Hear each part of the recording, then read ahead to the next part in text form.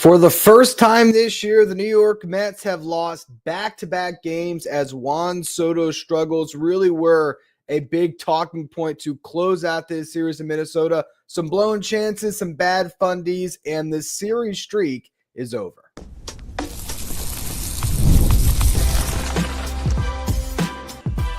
You are Locked On Mets, your daily New York Mets podcast. Part of the Locked On Podcast Network, your team every day. Hello to all you amazing Mets fans. You're watching Locked On Mets, part of the Locked On Podcast Network, your team every day. I'm your host, Ryan Finkelstein. If you want to find any of my work, follow me on X at Finkelstein Ryan. You can also find some of my writing at justbaseball.com, where I work as the managing editor. What a interesting game as the Mets dropped the final one in Minnesota to lose the series and to make it a 500 road trip. They took 2 of 3 in Sacramento, lose 2 of 3 in Minnesota. Very similar to the Mets' first road trip of the season, where they lost the series to Houston. Then they beat the Marlins to make it a 500 road trip, and then took care of business at home. So if the Mets get back to Citi Field and do some damage against the Cardinals this weekend and the Phillies to start next week, this will all be forgotten, but definitely a rough game for the Mets, which is a one that was very winnable. And I think as I was going through and preparing for this live stream after the game, the narrative of the podcast shifted 2 or 3 times. And that's the interesting thing about doing a postcast right after the game compared to my typical show, where I have a couple hours maybe to process what happened, and you sort of know where you want to take the direction of the show. For this one, the beginning of my preparation, which was probably around the 7th inning, I'm thinking we're talking about bad fundies by the Mets, because they really did cost themselves. And it was just one of those games where every close play went against them.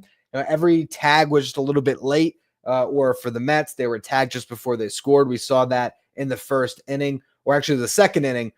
Jesse Winker leadoff double. Brandon Nimmo gets a flare base hit in front of Harrison Bader. Bader comes home, strong throw. Jesse Winker tries to do the swim move to evade the throw that beat him to the plate. He did evade the tag and just couldn't get his fingers to touch that bottom part of the plate. I almost thought that he did get in there. I think the Mets maybe should have challenged that one. Obviously, they did not, but they ended up wasting their challenge a little bit later in the game, where Byron Buxton dove into second base. It seemed to me like it was pretty clear that he was in there. The Mets challenged it, and that came back to cost them, but I'll get to that in a little bit.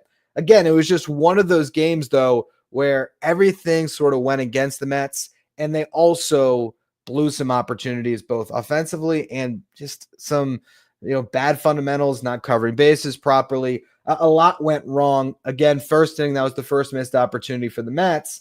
Huascar Brazoban started the game as the opener in front of Justin Hagenman, and Brazoban was great in the first 1, 2, 3 inning. Second inning, leadoff walk. They go to Hagenman. For the kid's debut, he threw the ball really well. That's always fun when you get to see the family in the ballpark. You see, how jazzed up they are and how they're hanging on every pitch. It was a fun sort of day game storyline to be following this guy getting his debut out of necessity, with Griffin Canning being sick and not out there. So Hagenman, comes on and does a good job, gets a couple of strikeouts in that first inning of work, does give up a deep fly ball that was hit to the warning track, and that was sort of funny watching the family on the edge of their seats thinking, is that going out? And it was caught. Gets through that inning. Second inning of work was not as smooth, but still effective. Struck out the first batter he faced. Harrison Bader, who had himself a little bit of a revenge game, he got a base hit, then advanced to third on a hustle double by Edouard Julien. Runners at second and third, Byron Buxton up, ground ball hit to Brett Beatty. He comes home with it. Great tag by Hayden Sanger. The Mets did get that close play right out at the plate, and for the moment is able to stay scoreless. Hagenman got the 4th strikeout of his first 2 big league innings to get out of that second inning of work, then pitched a 1, 2, 3, 4th inning. 5th inning, gives up a leadoff double, ground out, advances the runner to third, and then Jose Butto comes on to replace him to face who? But Harrison Bader. Harrison Bader ends up getting to Butto, base hit to drive in a run. 2 batters later, Byron Buxton gets a hit and scores. Bader And then he comes into second base because Mets a little sloppy. Acuna, I don't know what he was thinking, is trying to cover first.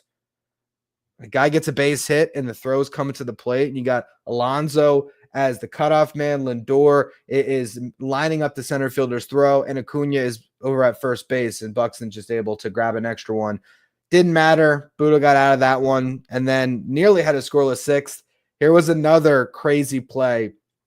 You have a walk that sandwiched a pop out and a ground out. So you got 2 outs, runner on, ground ball to Pete Alonso, makes a diving stop, throws it to Budo, and he gets there, has him by a step. But remember, I told you about that challenge the Mets had blown? Well, that came back to haunt them as they were not able to challenge the play, and Budo was arguing it instead of looking for the runner that was trailing who was able to come in and steal an extra run. So this is, again, the different narratives throughout the game, because I was going to talk about an ugly game. I was going to talk about a sloppy game, and we are still getting to it because that's what the story was early in the game.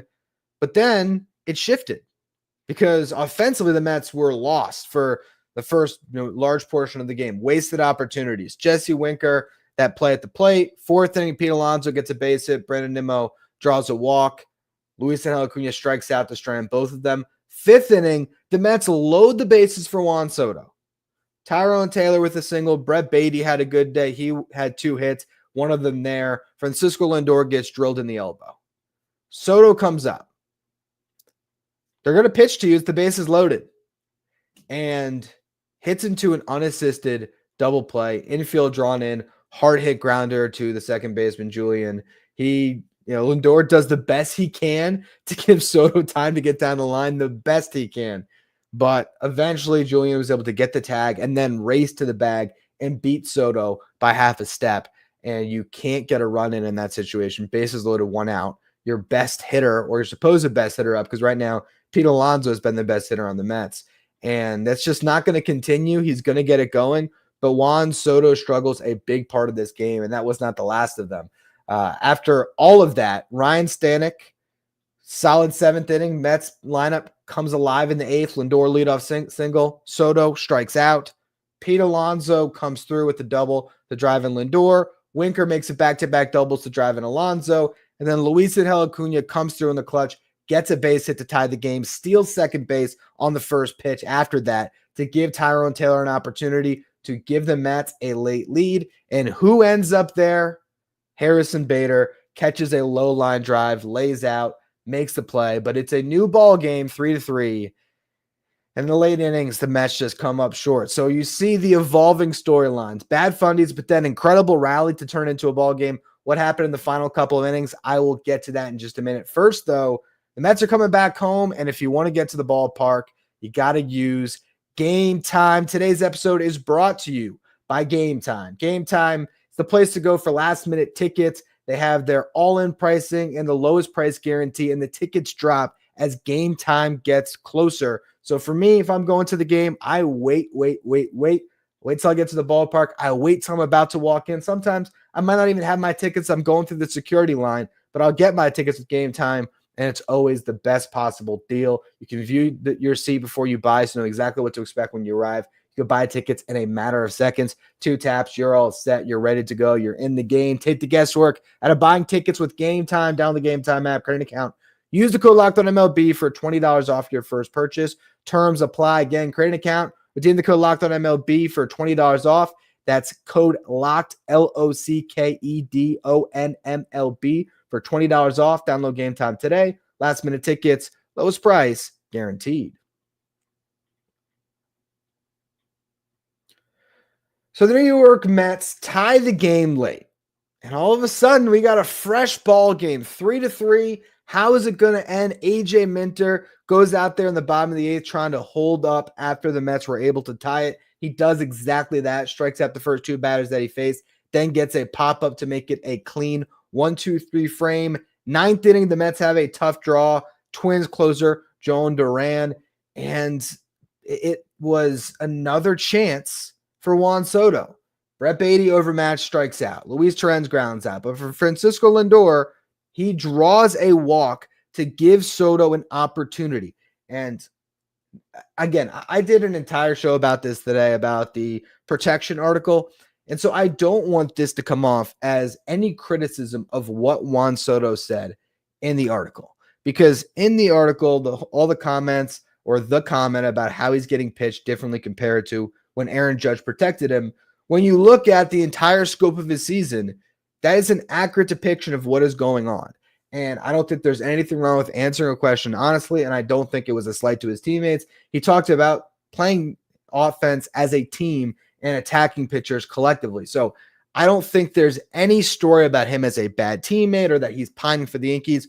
All of that stuff, as I mentioned on this morning show, was overblown. But with that said, it just happens to be fresh in mind when he gets a couple opportunities where that is off the table. Because Juan Soto, as I mentioned on, I think this morning show, I think I even said, maybe the Mets can get Soto some bases loaded opportunities. Well, they got him one. And he hit into an unassisted double play.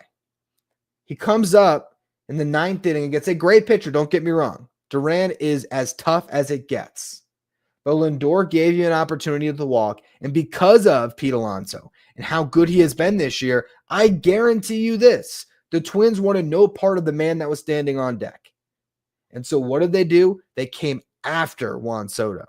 What did Juan Soto do? He kept the bat on his shoulder for the first two pitches and fell behind. Now, I get that being passive is Juan Soto's approach. I get that. And I am not going to be one that's going to criticize him much. But the Mets lose this game because of Juan Soto. And that's a fair criticism. And I think he would even own that. Because he strikes out 3 times and hits into an unassisted double play. And in this moment, you get 2 pitches to hit. It's tough pitches to hit, but it's pitches to hit. In the zone splitters.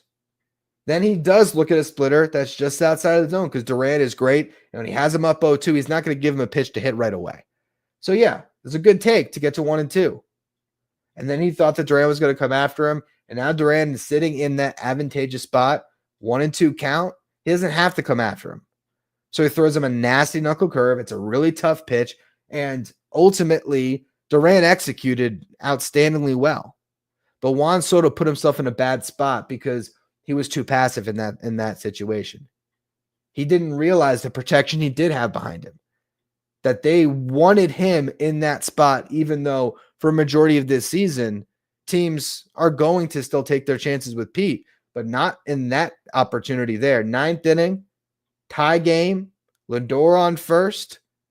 In that specific moment, no. They went after Soto because they didn't want to see the guy that got the Mets back in the game. Pete Alonso's double really is what sparked the rally in the 8th. Got the Mets on the board. So it's going to change for Juan Soto. This is not going to be the Juan Soto experience forever. I don't expect that whatsoever. But in that moment, it was definitely an opportunity for Soto to come through. And hey, if he hits a line drive right at somebody, okay, it is what it is. But the first 2 pitches he looks at were the pitches to hit in that at bat, and he missed them. And that cost the Mets and eventually led to extra innings. But first, Edwin Diaz had to get to the bottom of the 9th, and it looks like he found himself, but it took a second to get there. Comes in, walks the first batter that he faced. Who is that first batter? Harrison Bader. Fell behind on Edouard Julien, too. Then Bader in that at bat tries to steal second, and heady play by Francisco Lindor knows that Harrison Bader, his former teammate, might get off the bag at some point, and you saw Lindor really make an effort to hold that tag, even to the point where he might have given a little bit of a push to push that leg off the bag, and the Mets get, at that point, later innings, you can get a crew chief review. They do. They get a big out. Edwin Diaz locks in, gets a couple strikeouts. Hopefully that was Diaz finding himself. And when you get back to this homestand, he is Edwin Diaz again. But big moment there for the Mets to get out of that 9th, get to the 10th. Pete Alonso comes up. You think they were going to pitch to him? They walk him. Jesse Winker had great at-bats all game. And what was it, multiple doubles? Chance to really have a day and be the player of the game for the Mets and come through. And just some bad luck. Rips one right at the second baseman for an easy 4-6-3 double play, which pretty much ends the threat. Brandon Nimmo pops up and the Mets don't score. You get to the bottom of the 10th. Reed Garrett comes on, gives up a base hit, and that is the ball game for the New York Mets. So ultimately, you look back at this game, there was the play to play with Winker. That could have gone the other way. There was Budo covering first, if that's called correctly. That's a different run for the Mets. But you can't ignore the bases loaded opportunity with one out with Juan Soto up, and you can't ignore that at bat with Francisco Lindor drawing the walk. They were coming after him. It's a tough at bat against Duran. I just thought it was a bad at bat by Juan Soto. And it's hard to point out bad at bats from Juan Soto because he's always so good. But this was a rough game, 0 for 5, 3 strikeouts, and again, a double play with the bases loaded. Pete Alonso did his thing, 2 for 4. Jesse Winker, 2 for 5. Brett Beatty, 2 for 4. Solid game for him. Also made a couple nice plays at third base, the one coming home, and also a diving catch on a pop-up that was tailing away from him. Acuna had a little bit of a rougher game, some mental lapses, but you know what? Give him credit for getting that RBI hit. The Mets just can't get the job done and ultimately come up short in the series to lose 2 of 3. Now they head back home with a lot that is up in the air. I do want to stay on for a third segment because I want to talk about where this roster goes from here. They got some decisions to make this week. I want to get to them in just a minute. First, though, quick word from our sponsors. Today's episode is brought to you by Prize Picks.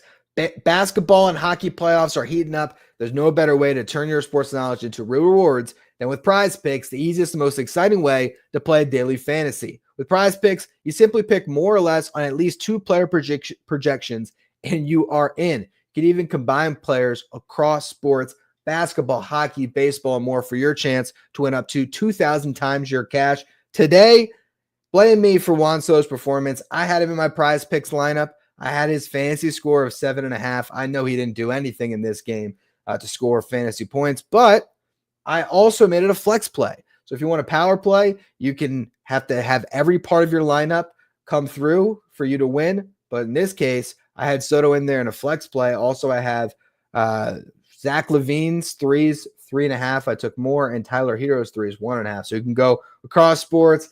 If you want to play Prize Picks, down the app today, use the code LOCKEDONMLB to get $50 instantly after you play your first $5 lineup. That's code LOCKEDONMLB to get $50 instantly after you play your first $5 lineup. Prize Picks, run your game.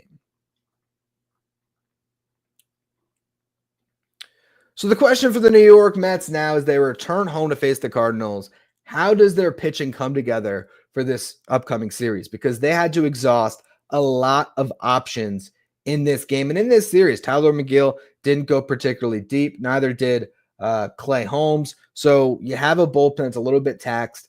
You see this game, obviously you had Huascar Brazaban, who started things out. I'm trying to find the pitch counts on all these guys. For Brazaban, he got up to 18 pitches, so he should be good to go.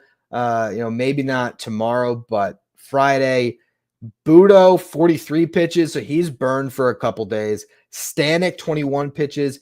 Minter, 15. We'll see if he's going to start to throw some back-to-backs. Diaz, 16. Garrett, only 3. Danny Young was not used. Max Kranick was optioned for Justin Hagenman, but as I talked about in this morning show, the Mets can sort of manipulate the roster a little bit. You typically, if you option Kranick down because you need to get Hagenman up, and it was just a spot start situation, but it's still an optional assignment, Kranick would have to stay down for 15 days. But if he's called up for an injured player, Jose Siri's about to head to the IL, then he can come right back. So Kranick will be back in the bullpen. Hagenman will go down. That's probably all we're going to see for a team that just made their first roster move of the season this morning when they got Hagenman up. You'll probably see Jose Azocar join the Mets for this upcoming series against the Cardinals. That would be my guess. Beyond that, though, it's still waiting for Jeff McNeil. It's still waiting for Francisco Alvarez. And the question is Griffin Canning going to be able to pitch? Because Canning is sick, and they still don't know. If Canning is not able to go, you're going to need a starter on Friday, and you can't do back-to-back bullpen games. So Thursday, you're going to see, my assumption, David Peterson on 4 days rest. Hopefully he can give you some length. Friday, it could be Brandon Sproat. It could be Brandon Waddle. It could be, I have to check, Blade Tidwell. I'll give you some more updates on what's going on in Syracuse on tomorrow morning show where I'll break this down a little bit further, but that's where the Mets are at, where if they don't get Canning on Friday, they're going to be an interesting spot, sort of pitching a man down. And then they might eventually have to option a Braziban potentially, because he just pitched. I mean, they might just decide, depending on the status of Canning, to do that. And they might lose Braziban for 15 days unless there's another injury that allows them to bring him right back. They might have to go down to Syracuse. And I don't know if Daniel Nunez is ready to come up and make an impact right now, if they feel comfortable with that. And the results haven't been great for Nunez down there. They haven't been horrible. But he has, the last time I checked, an ERA over 5. So the Mets are going to be an interesting spot. You look at a team that was rolling 4 series victories in a row, seemed like they just found a way every single time. Doesn't mean that that's all going to change. Okay. This is still a team that can find answers and will find answers, but it wasn't always going to be smooth sailing where you're 17 games into the season and no injuries happen. Things are going to come up. Guys are going to get sick. And now you have to see who steps up. I want to give Hagenman a lot of credit though, because that could have been a disaster. It really could have. And honestly, I kind of wanted to see him keep pitching. He gets pulled at 50 pitches. Well, it'll be interesting to see if Carlos Mendoza says that was the limit for him. But last time out, I think he threw over 70 in the minors. To me, when you're in a game like this and it's day game, who's getting up for it? I felt like the Twins really got up for it. You saw the Twins, Harrison Bader in particular, who got up, for the game to beat his former team. But even Byron Buxton, when he took that extra base, you saw him celebrating and getting whatever limited crowd they had into the game. They play with more fire and energy. And I thought that just riding narratives, which isn't always the best way to manage. I'm sure a lot of people would prefer to not trust gut or whatever that is and trust analytics. And in that spot in the 5th inning, when Hagenman has given up a double and there's a runner on third base, you're going to expect that Jose Butto is going to be able to come in and get the strikeouts to get you out of that jam better than a Hagenman. At the same time, I sort of just felt like he was riding this high of adrenaline and he was doing really well. I would have just rolled the dice and have seen what happened.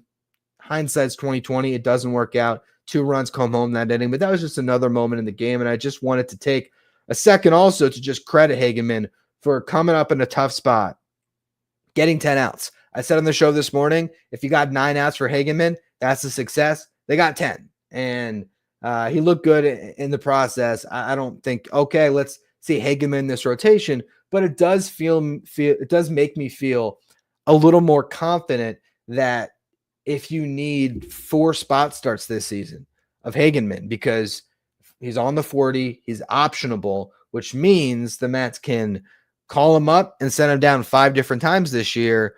I would feel confident the next time he comes in to step up. And I'll be curious to see if the Mets need to grab a starter for Friday, who that guy is. If it's Sproat, I mean, Brandon Sproat, Friday Night Lights at Citi Field. How about that? That would be amazing theater. Mets fans would love it. We'll see if that ends up happening. I almost think you should do that if you need a starter, just because I think Brandon Sproat can come up, make it a 1-start opportunity, and just see how it looks, because he can be electric and that could ignite you a little bit. At the same time, he's probably going to give you like 75 pitches. So we'll see. I think the Mets are going into a stretch here where there's no day off on Thursday, obviously. And so this is going to be a time where this bullpen really gets tested. And the results up to this point in the season have been outstanding, but they haven't had to go through much adversity. This is the first time, because of the lack of off days, because of Canning getting sick, and now having to cover 9 innings, or actually 10 innings against the Twins, you're definitely a little bit tired with a 4-game series coming up. The good thing is the Mets are going to be playing in front of their crowd at Citi Field, which was a fantastic boost for them, over the last homestand. What was it? They won 5 of 6. So carry that momentum that you had from that last homestand.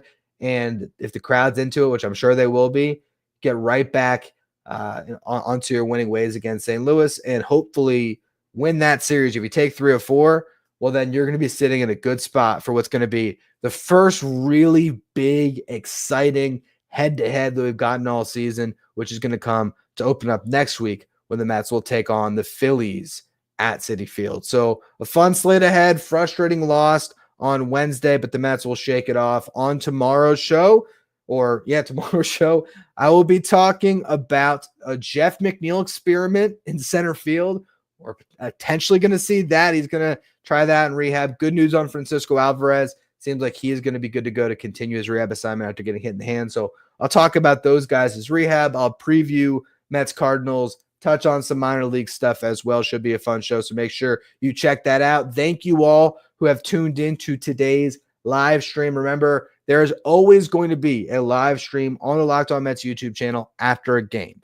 Most days it's going to be Chris Schubert. He is your Locked On Mets postcast host. When he hosts, you'll see Locked On Mets postcast in the title of the episode on YouTube, and as well as for those of you who are listening to the audio version of this later, you'll see those shows listed as Locked On Mets postcast as well. If it doesn't have that listed, like today's episode with me hosting, that's how you know I'm on there. And if Chris isn't available on a day game, that's where you'll usually see me covering these getaway days for the New York Mets, and you still get your normal episode of Locked On Mets every single morning on YouTube at 6 a.m. So make sure you hit that subscribe button. Help us get to 13,000 subscribers on YouTube. Follow, rate, and review wherever you get your podcast. Follow me on X at Finkelstein Ryan. Follow the show at Locked On Mets. Thank you for making Locked On Mets your first listen or your first watch every day. Now for your second watch, check out Locked On Sports Today for all the latest going on in the sports world. Locked On Sports Today has your local experts from each team, team-wide experts from each, or league-wide experts from each league. Find Locked On Sports Today streaming 24/7 on YouTube.